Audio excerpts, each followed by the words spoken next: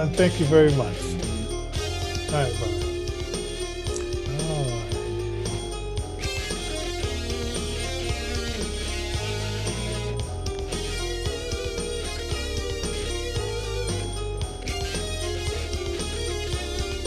I have a dream that one day this nation will rise up and live out the true meaning of its creed. We hold these truths to be self-evident, that all men are created equal.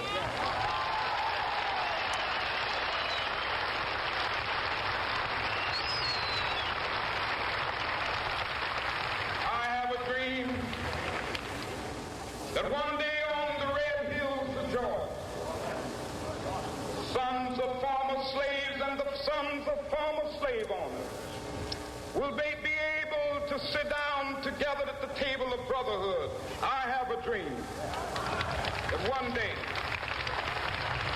even the state of Mississippi, a state sweltering with the heat of injustice, sweltering with the heat of oppression, will be transformed into an oasis of freedom and justice. I have a dream.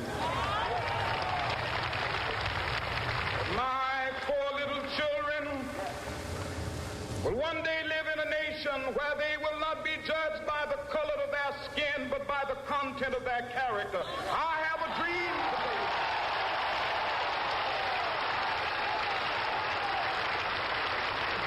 I have a dream that one day, down in Alabama, with its vicious racists, with its governor having his lips dripping with the words of interposition and nullification.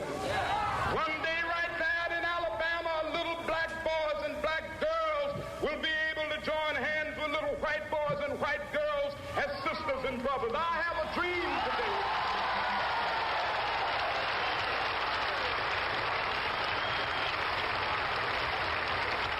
I have a dream that one day every valley shall be exalted. And every hill and mountain shall be made low. The rough places will be made plain, and the crooked places will be made straight. And the glory of the Lord shall be revealed, and all flesh shall see it together. This is our hope. This is the faith that I go back to the South with. With this faith, we will be able to hew out of the mountain of despair a stone of hope.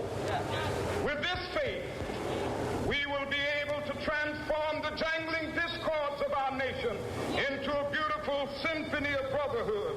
With this faith, we will be able to work together, to pray together, to struggle together, to go to jail together, to stand up for freedom together, knowing that we will be free one day.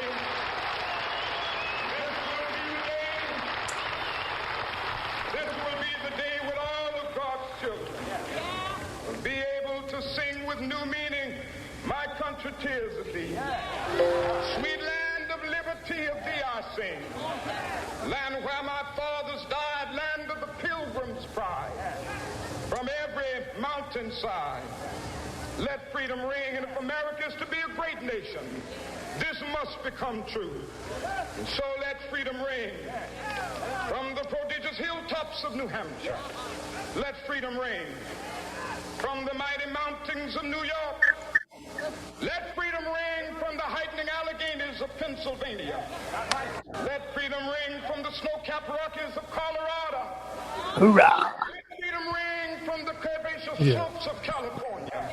But not only that, let freedom ring from Stone Mountain of Georgia. Let freedom ring from Lookout Mountain of Tennessee. Let freedom ring from every hill and molehill of Mississippi, from every mountainside. Let freedom ring, and when they happen, when we allow freedom ring, when we let it ring from every village and every hamlet, from every state and every city, we will be able to speed up that day when all of God's children, black men and white men, Jews and Gentiles, Protestants and Catholic will be able to join hands and sing in the words of the old Negro spiritual, free at last, free at last. Thank God Almighty, we are free at last. Innervision, taking you to a new level of Christian radio. www.innervisionrecords.org, the official website of Innervision. Send us feedback, requests. Help spread the word about local musicians. We are Inner FM. Yes, we are Innervision FM. Man, I got to tell you, every time I hear that speech, it just gives me a big old red, white, and blue happy feeling. Yeah, and that it would mention like the snowy tops of Colorado. Hoorah! Oh man, How you doing tonight, Johnny? I'm doing well. It's been an interesting day.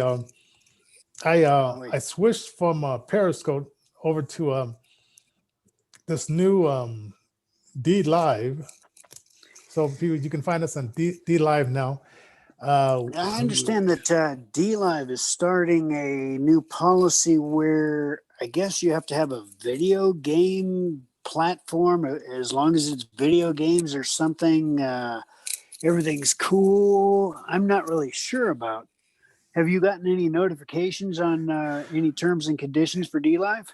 Well, no, not exactly, because I went over because I was watching Wayne Dupree, and he got suspended off of YouTube for like a week. For a week, yeah. Right. And so I went and said, okay, where's he at? Because I have his app. So I went over to Periscope first to see if he was there. There he was, right? So then he kept talking about this D Live. So then I went over to D Live, and I liked their payment plan. And it's kind of interesting, like as people, I guess they're playing the game and they're talking about, I guess, whatever game they're playing at the time. So right. So if I understand correctly, as long as there's a video game in the background and we're talking about the video game while we're talking about other stuff, we're in compliance. Anyway, that's for another day, I guess. Yeah. So I mean, and then they said like, and I don't know how we do. They said if you get like about 200 people to, I guess, sign up, you can expand what you do. And like I said, I have a email list about 3. Oh, and then the other one is like you had the broadcast for 8 hours, and then you can get paid from doing that. If you could do that within three days. So I'm thinking, which is going to come first, the chicken or the egg? So we may do an hour. So that's right, ladies and gentlemen. That'll be fun. So that'll cover one of those hours, and then I just thought like I would probably run my radio station and just have me announcing for the other part, and do something like that. So I'll just come back in and just turn on D Live and just do my broadcasting via the what is this called? Via the D Live. Because I'm thinking like, I'm not going to talk for 8 hours, but some people are on there, they're talking. Well, if you ever need me to do the foundation of the country and all the intricacies of the organic constitution versus the current constitution that we apparently live under, and we can explore at some point all kinds of different subjects, everything from, is the United States a corporate entity? Is it owned by, are we under maritime law or admiralty law, or are we under organic law? So, yeah, I mean, I could fill up an 8-hour time slot, no problem. I might have to put you up there, because I'm thinking like, I got the app. Matter of fact, I might send you that and then give you the login and stuff, and then we'll split the happiness. I mean, because I'm thinking like 3 days, and that sounds easy when you first hear it. But I got to go to the radio station and all that kind of stuff, and the other radio station, and it's like, oh man, it's like, and then my wife, she wants to go to bed at a certain time, so I say, well, it makes it interesting. Well, that is one positive to having a swinging bachelor working with you and helping you out, is I don't have anybody to report to. I can do a live stream for 24 hours straight if I wanted to, as long as I have enough coffee. Say, today is Martin Luther King Day, Yes, and it's very important for anybody and everybody that loves freedom and loves liberty and loves the United States Constitution, and anybody and everybody that is truly about unity.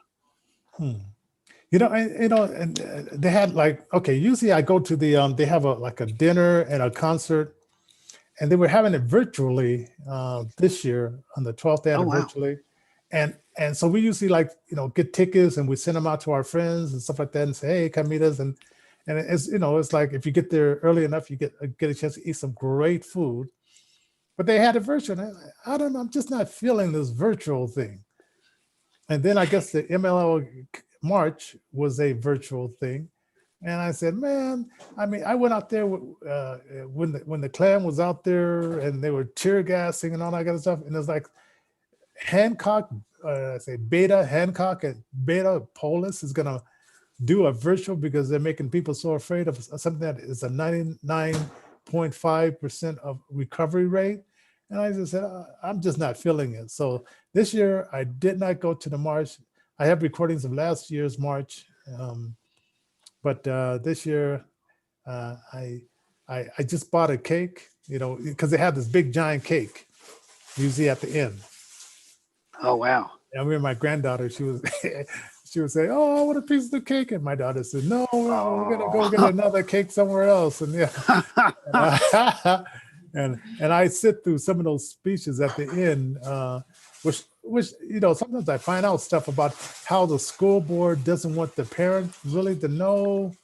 This one guy said, I'm going to look at the school curriculum so you don't have to. And I said, well, what if I don't want you to look at the school curriculum? What if I want to look at it as a parent or grandparent to see just what you are teaching? And during this pandemic, we learned a lot about what they were teaching that they didn't want us to teach.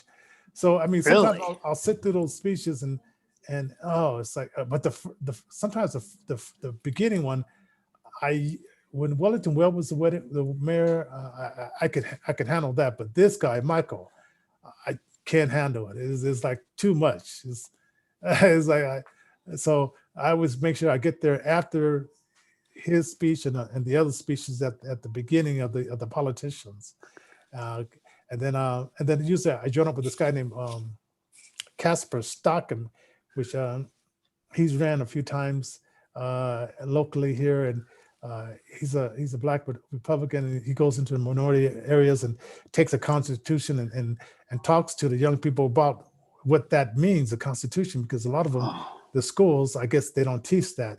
No, not at all. So I go and hang out with his group, and then we do our thing that way.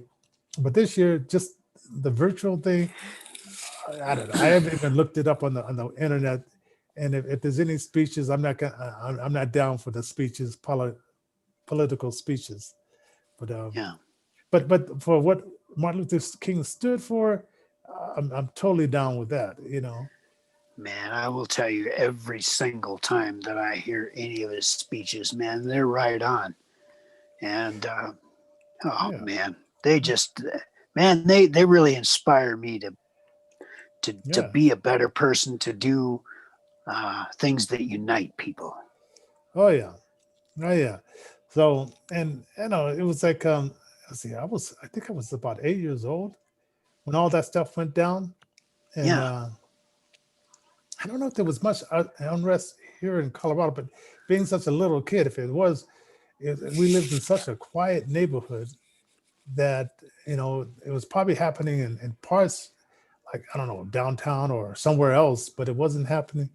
It was it was sadness and stuff like that, but it wasn't the riots and all that kind of stuff, because what my parents, they spent, they bought this house out at the time. It was $47,000 to get a house, and we had my dad's income, and he back in the day when a man can work and he could support a whole family on one income. Yeah. I mean, those were the days. Yeah. Those days are definitely long gone, at least for now. Yeah. So now it's like, and so, and you know what, and I don't know if you know, okay, because me and my wife will walk around this area here. I guess if you rent places and maybe if you came from like one of those third world countries, you don't know that a trash can is for garbage. So you see like a lot of people like just papers and cans and stuff like that in the yard. But in our neighborhood, I mean, each of the my dad on the weekends he would be cutting the lawn, and then my mother would get us together, and we would bag up the grass and the leaves, and when the fall came and stuff like that. And we enjoy keeping our property up. And I remember like one speech that Martin Luther King said. It says, if you're a street sweeper, sweep it like you are painting a picture like Michelangelo or something like that, right? And I think about that, if you're gonna, do yard work, do it the best you can. Yeah, I think that's the point that he was trying to make, is just do it as if it were, do it as if it were your job, but also do it as if you're painting a picture, that it's an art form. Oh, wait a minute. Hold on a second. Wait a minute. Sir Peter is coming to the waiting room. Let me All right.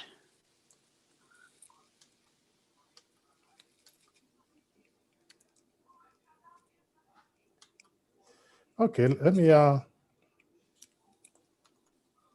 let him in as well. All right. Sir Peter. Sir Peter. Are you there, Sir Peter? he's there, but he's incognito. See if you can unmute him there. Oh, wait a minute.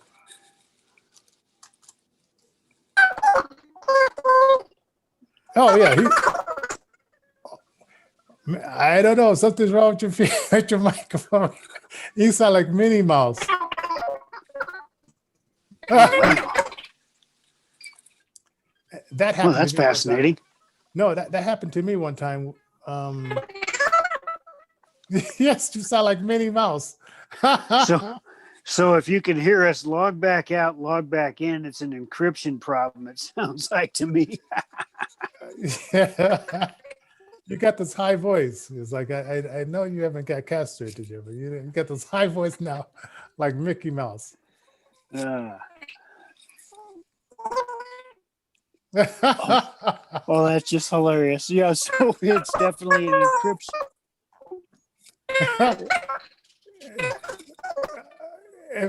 Yes, mine did that one time too, and I think it's when I used. Oh, you might want to do this. You might not use the microphone. Don't use the microphone in your webcam. Use the microphone in your headset.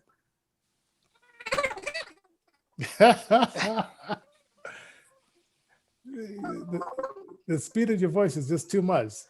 Yeah,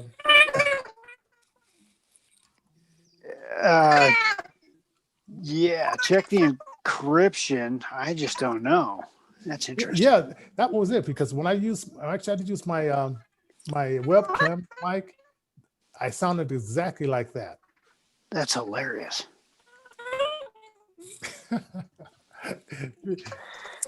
Your voice is, I'm doing like this. Your voice is like, so you may have to reconfigure it and just put it through your headset on your head. Oh, wow, what a surprise! Hey, there we go. Oh, there you are. Is that better? Yes. Okay, Hey, how you doing? All right. Yay.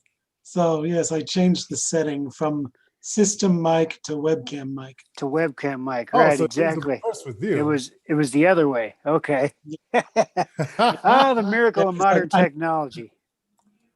I don't have a headset, so limited. But I didn't mean to interrupt your conversation, but I thought I'd just join in. Oh, Well, howdy. okay. Hey, howdy. Yeah. We were just covering a little bit about the Martin Luther King and like back in the 60s. And it was really weird. I had heard of him, but I didn't hear about Malcolm X at the time. So anyway, so as I was saying, so when we were cleaning up the yard, my mother always had the thing. She wouldn't let me out of stuff just because I had a disability. So she says, okay, we're gonna do yard work. Johnny's gonna do yard work as well. We're gonna find something you can do and all that kind of stuff. And I enjoyed it. And nowadays it's like I know I live around a lot of people who never had a house and never had an opportunity to keep up a yard and understand how nice it is to keep up a yard and keep your house surroundings and stuff like that. And my wife, she always kind of stopped me because I sometimes I want to say, just because you came from the ghetto, the ghetto didn't come with you. My wife says, leave them alone. Leave them alone. Oh, man. But we were talking about I was sort of like Michigan, Martin Luther King was a Republican. And some people have said, no, he wasn't. But think of at the time, his father was, I know that for a fact, and they understood that that was the party of freedom, and how it got switched to jumping over to the other party, which was this other party, and not all people were like that, but jumping over to the other party, and John F. Kennedy. I found out that when he was a senator in 1964, he voted against the desegregation of schools, which people don't talk about. And I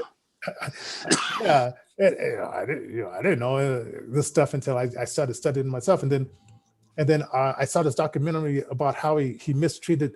Okay, Frank Sinatra really wanted to be a part of the Camelot and all that kind of stuff, and God bless him, Dean Martin kept saying, they're never going to let you fit into that group. You're not what they're looking for to fit into that inner circle. But Frank Sinatra said, well, if I get him into the presidency, if I pull my strings, he will invite me in. And so Dean Martin said, okay, you do what you want to do. I'm going to bow out. Samuel Davis Jr., of course, went to the Black community. He did all that stuff. And then when it came down to it, Kennedy's never, congratulated Samuel Davis Jr. on his wedding, and then eventually, and then he was doing poorly in Chicago, so John went to Frank Sinatra and said, "Hey, could you help me out? Could you?" And so he went down, and at the time they were kind of like pushing on the gangsters down there, to break up the gangsters. Yeah. And this gangster said, okay, I'll ship the votes for your boy, John F. Kennedy, if when he gets in office, they'll lay off us. Right. They had a big racket going in Vegas. They had all kinds of stuff at that point. Right. So, Frank, he did his thing, and they got a few extra votes, dead or alive, to vote for John F. Kennedy. And Nixon, they said Nixon should have won that one, but they flipped it. And so John F. Kennedy won, and he did what Dean Martin told Frank Sinatra he would do. He closed the door.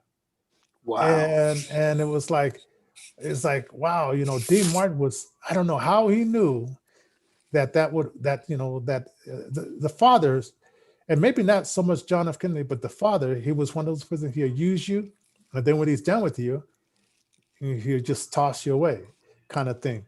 So it was like, just reading like around that time. And so Martin Luther King was going back and forth with John F. Kennedy, and he was just waiting to see how the waves would win.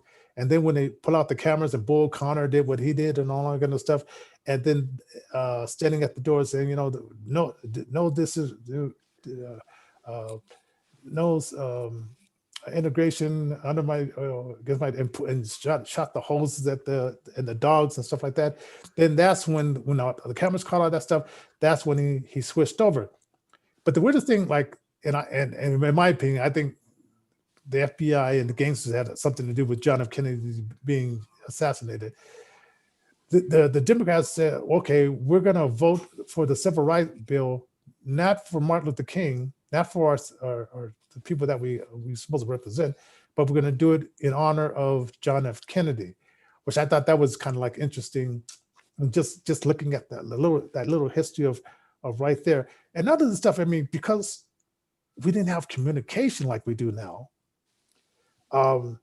Maybe my parents were aware, maybe they weren't, but it was not places where you could just look and get that information. And now it's like I love it because all this information is at my fingertips, and it's almost like an overload where I can dig in deep into like the history where I was there, but I was so young, and I just didn't have access to that information.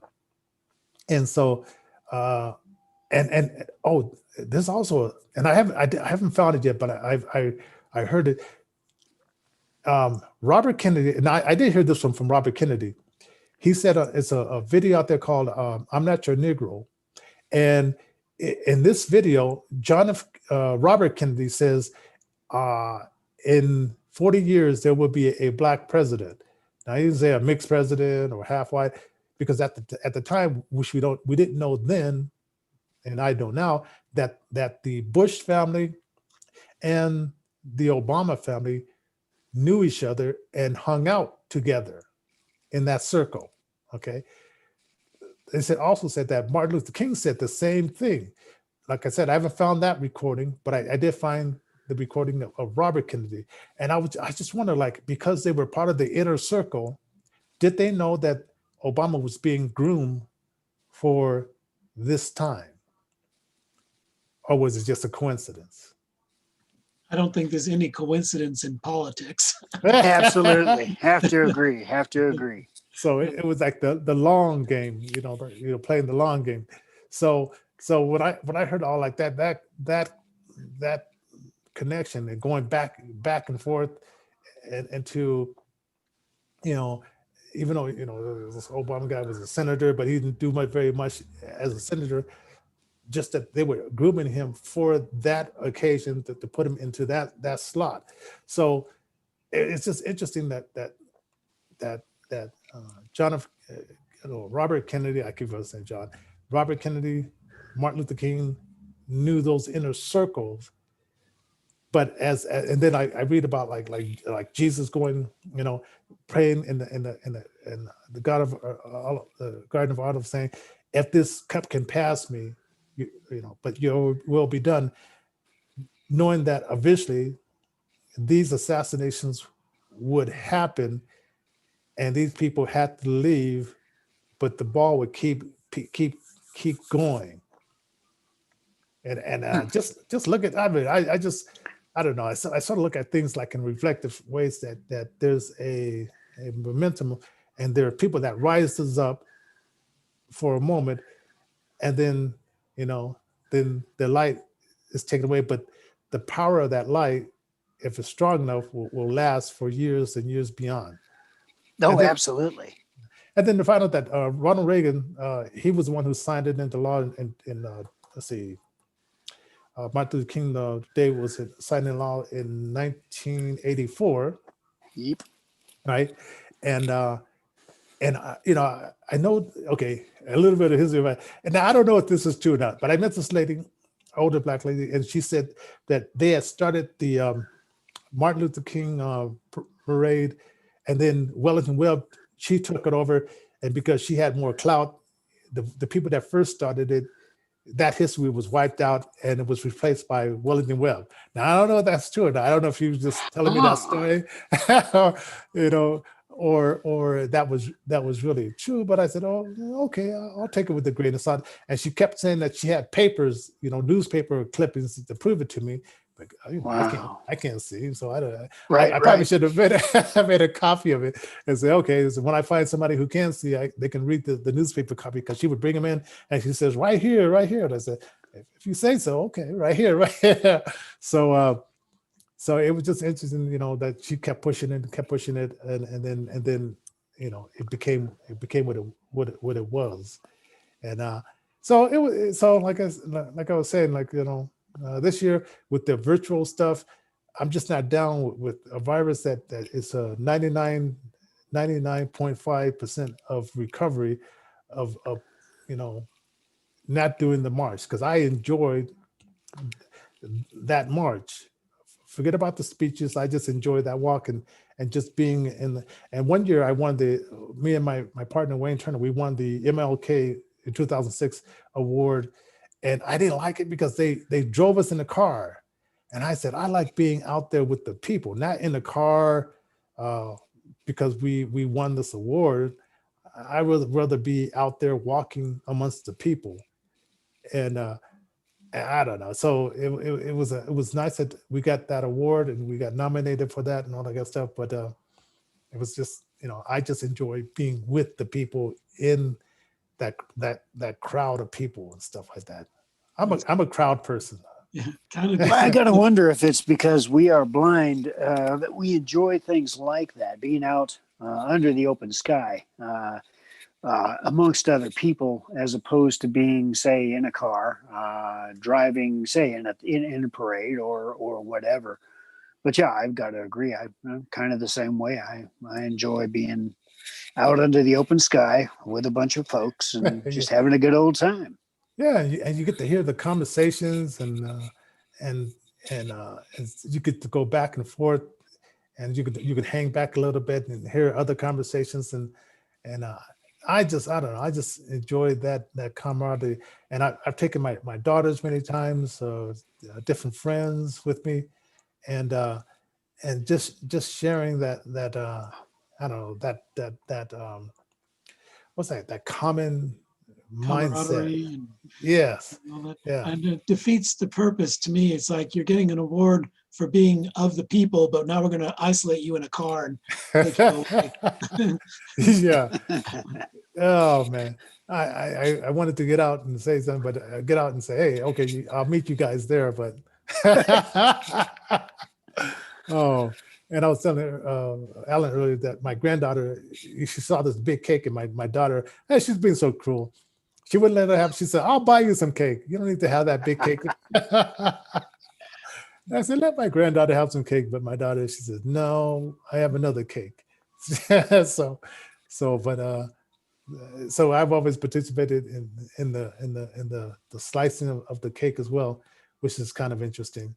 And I've met some pretty interesting people there. I could tell you some story, but Wellington Webb, I never knew he was as smart as he was, because they just showed clips of him saying clips of things. But when he was able to really pull out a speech and talk, I said, man, that's an intelligent guy. And he brought a lot of business to Colorado and really built it up. And so I think out of all the mayors, I mean, in my time, I thought he was the best as far as like finances and making it work business wise. But so, hey, and so I just say, okay, now, as far as what I know, MLK was a Republican, but he didn't let that get in whether it was Republican. He worked with both parties to get to a common goal. Yeah, and I think that's going to be very instrumental, especially in the next at least the next term here.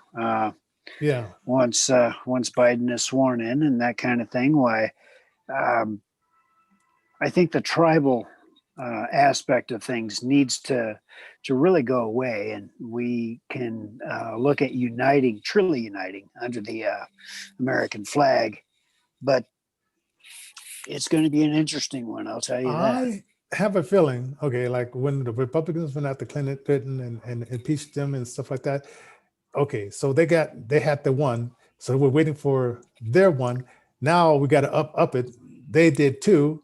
Now we have to do two, or maybe even three. So I have a feeling it's going to be a lot of fun. Let the games begin. Well, it is going to be interesting. We're going to have the impeachment tit for tat type things. Got you impeached Donald J. Trump twice. So we're going to go ahead and do that same to Biden. And But it's unfortunate. It's unfortunate. yeah, and I just, it's like maybe it's time for us to, because some people keep on saying, okay, I agree with it, but of course, my thing is I rather work on the radio station and doing communication this way and doing this communication TV way. But for the people who want to do the politics and all that good stuff, I say, yeah, go for it. But we have to do it at a state level. Yeah. Start, dog catcher, what a school board or Oh yeah. Start these- at the local these and move to the state and then get into the federal. So Yeah. as you were saying, the dog catchers, the city councils, that gets you in the door. Yeah. And like I know it's not as sexy as going for Washington, but hey, you got to start on this ground level so you can get a feel of how it goes and then how you can change it. And I know in Washington right now, there's some younger people they're biting at the chip because they said it's our turn, and maybe it is because it has to be their turn. The Pelosi and Chuck and Mick, what is his name? Mitch McConnell, they're not gonna live forever. These guys are like old, they wish they could live forever, but the younger crowd is gonna have to come forward and take the reins. And I know you want to be there forever, but hey, the younger crowd is coming and let's see what they do. And someone said something about empires or things of this sort only last like a time of 100, 250 years, and we're at our 243rd year. Yeah, Right? anywhere between 243, 245, they do start to degrade. I think the Pax Romana, the Roman peace, only lasted, say, 250 years, and then the Roman Empire itself began to degrade. So, it follows a model going all the way back, thousands of years. And we shall see if this empire stays. One famous guy said, yes, you have a republic, but the hardest part is going to be holding on to the republic. That's right. Benjamin Franklin was instrumental in when he came out, and somebody asked him, "Hey, what did you give us? Did you give us a monarchy? Did you give us what did you give us?" And he says, "Well, a republic if you can keep it." Yes. Oh, Levi, I know we're going a little bit over, but it was just we I don't know. It's just tonight. It's kind of like more of a relaxed kind of a show. And of course, if you just joined us, I was just saying, like on the D Live, I have to do 8 hours in order to get us paid for the next for joining and getting into the line of I guess modernization. So I'm going to give some over to Alan, give him the login and let him chatter. Yippee skippy. Yeah. And so you'll be seeing some of him, and then we're going to probably play the radio station doing some of the parts, and to get that 8 hours and get that monetization going. And then of course I'm going to send it out to my email of 300 people, because they said if you get 200 members, then that also helps you with the monetization. So I'm going to kind of push that a little bit. And it seems like there's so little time in a day. It's like, it's like time seems. And you're not kidding. So quickly. Yeah. But it is going to be fun. I mean, I love the challenge, and thank the people that watch it on Facebook and then on YouTube. We often get like some more subscribers on YouTube, and we checked out of Periscope because that's going to be ending in March anyway. So a new crowd of people, for the people that are watching on D Live, welcome to the Innervision FM -TV time. So yeah. So it's been all good. So what do you want to wrap up with, like a prayer or something like that, or words of wisdom, Alan? Well, let's take a look here. I ran across a post, and I'm going to butcher the heck out of it, but I want to give a shout out to my buddy Tony because he shared it this morning, and I kind of lifted it off of him. And I got kind of put on the spot here, so I don't have it up. But imagine you got 4 candles, and you light those 4 candles. They're lit. The ambiance is just right. The lighting is just awesome. Mhm. And it's so wonderful that you can almost hear the flames of the candles speak. The first candle says, you know, I'm peace, but nobody wants peace. It's outdated. Peace sells, but who's buying? Mhm. So peace extinguishes his flame. Then you have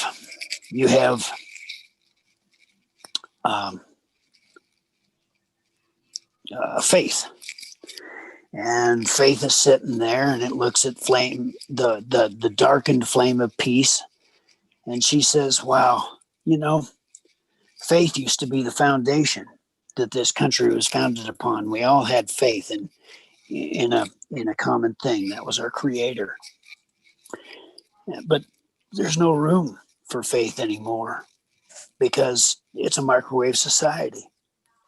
So she extinguishes her flame. She goes out. And love.